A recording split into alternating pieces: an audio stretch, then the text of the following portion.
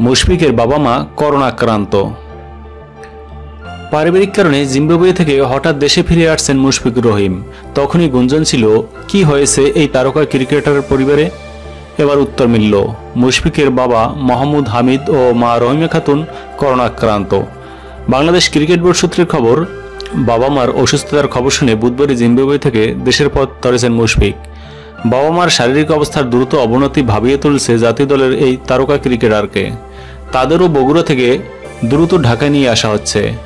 এর আগে বুধবার সকালেই জানা যায়, জিম্বাবুয়ে সফরের বাকি অংশ শেষ না করেই দেশে ফিরে আসছেন মুশফিকুর রহিম। পারিবারিক কারণে ওয়ানডে ও টি-20 সিরিজ না খেলে জিম্বাবুয়ে থেকে বুধবারই তার ফেরার খবরটি নিশ্চিত করে বাংলাদেশ ক্রিকেট বোর্ড বিসিবি। এক প্রেস বিজ্ঞপ্তিতে বিসিবি জানায়, টি-20-র আগে 16 জুলাই থেকে শুরু হতে যাওয়া ওয়ানডে সিরিজেও পাওয়া যাবে না তাকে। বিসিবি সবাইকে এই মুহূর্তে মুশফিকুর রহিম ও তার পরিবারের গোপনীয়তার প্রতি সম্মান রাখতে অনুরোধ করেছে। এই খবরের রেশ মিলিয়ে না যেতেই জানা গেল, মুশফিকের বাবা মা দুজনই করোনায় আক্রান্ত। নিজ শহর বগুড়াতেই ছিলেন তারা, সেখানেই এই ভাইরাসে আক্রান্ত হয়ে পড়েন। অবস্থার অবনতি হওয়াটা ভাবিয়ে তোলে মুশিকে, তাই সফরের মাঝপথে ফিরে আসলেন তিনি। অবশ্য এর একদিন আগেই জানা গিয়েছিল, জিম্বাবুয়ে থেকে টি-20 সিরিজ খেলেই ফিরবেন মুশফিক। আসন্ন অস্ট্রেলিয়া সিরিজের আগে অজিদের কঠিন শর্তের কারণে টি-20 সিরিজ না খেলে উপায় ছিল না তার।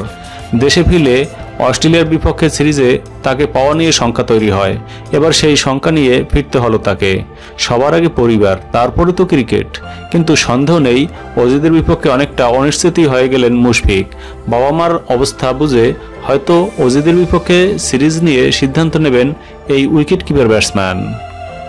বন্ধুরা, আমরা মুশফিকুর রহিমের বাবা মার জন্য প্রাণভরে দোয়া করি যেন তারা অতি দ্রুতই এই করোনা ভাইরাস থেকে মুক্তি লাভ করেন। ধন্যবাদ সকলকে।